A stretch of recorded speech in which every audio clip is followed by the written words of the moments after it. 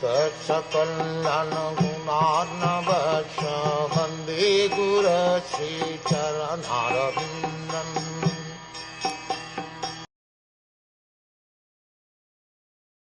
He was such a great emperor that all his enemies would come and bow down at his feet and surrender all their wealth for their own benefit. He was full of youth and strength, and he possessed insuperable kingly opulences. Why did he want to give up everything, including his life? There was nothing undesirable in his life. He was quite a young man and could enjoy life with power and opulence.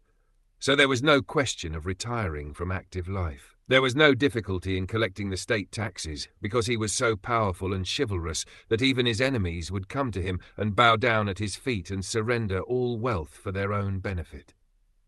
Maharaj Parikṣit was a pious king. He conquered his enemies, and therefore the kingdom was full of prosperity. There was enough milk, grains and metals, and all the rivers and mountains were full of potency. So materially everything was satisfactory.